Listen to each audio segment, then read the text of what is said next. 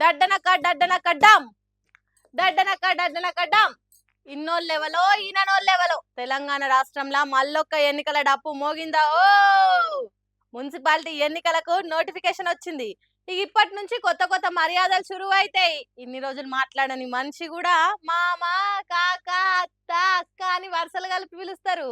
ఈసారి నేను ఎన్నికలలో నిలబడుతున్నా, జర నా గురించి ఆలోచన చెయ్యి అన్నట్టు చెప్తుంటారు. పట్నాలలో ఉండే ఓటర్లు మీ ఓటు ఉన్నదో గల్లంత అయిందో చూసుకోండి. ఇప్పుడే మీ వార్డును డెవలప్ చేస్తామని పోయినసారి ఎన్నికలలో గెలిచి పని చేయనోళ్ళను మనసులో పెట్టుకోండ్రి. కులం, మతం, జాతి అని కొత్త కొత్త ముసుగులు కప్పుకొని వస్తారు. గుర్తుపట్టి ఓటేసి ఆలోచన చేయండ్రి. ఈ ముచ్చట్లు ముందు ముందు చాలా చెప్పుకుందాం కానీ 28వ తారీఖు నుంచి నామినేషన్లు షురువు అవుతాయట. 2 రోజుల తర్వాత అంటే 30 తారీఖున నామినేషన్లు ఆఖరు అన్నట్టు. తర్వాత విత్డ్రా చేసుకున్నాడు, ఫైనల్ లిస్ట్ తయారు చేసుడు, పోటీ చేసేటానికి అవకాశం లేని వాళ్ళను ఏరేసుడు, ఎన్నికల ప్రచారాలు చేసుడు ధూమ్ధామ్గా నడుస్తుంది. ఫిబ్రవరి 11వ తారీఖున ఓటర్లు లైన్లలో నిలబడి నచ్చిన నాయకుని డెవలప్ చేస్తాడని నమ్మకంతో ఉన్న లీడర్కు ఓటేసుడు ఉంటుంది అన్నట్టు. తర్వాత ఒక్కరోజు ఆగి అంటే 13వ తారీఖు ఓట్ల లెక్కింపు చేస్తారట.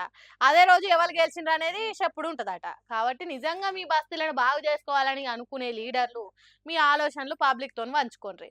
పబ్లిక్ మీరు కూడా పైసలు వంచేటోళ్ళను, వీరు బిర్యానీ తినిపించి తాపిచ్చేటోళ్ళను కాకుండా మంచోళ్ళని ఎన్నుకోండి. మనమైతే మాట్లాడుకుంటున్నాం కానీ ఖర్చు చేసేటోళ్ళు ఆగరు, తీసుకునేటోళ్ళు ఊకోరు. గ్రామ పంచాయతీ ఎన్నికలలో ఎన్ని కోట్లు ఖర్చు చేసిండ్రో అంతకంటే డబుల్ పైసలు పట్టణాలలో ఖర్చు చేసేటానికి కొడుతున్నది. మందు కాలువలై వారి తట్టు కూడా కొడుతున్నది. జెండాలు కుట్టేటోళ్లకు, బ్యానర్లు కట్టేటోళ్లకు, జేజేలు కొట్టేటోళ్లకు చేతి నిండా పని దొరుకుతుంది. మరి చూడాలి ఏ పార్టీ పట్నం ఎన్నికలలో ఎక్కువ సీట్లు గెలుస్తుంది, ఏ పార్టీ వెనుకబడి పోతుంది అనేది 13వ తారీఖున తెలుస్తుంది.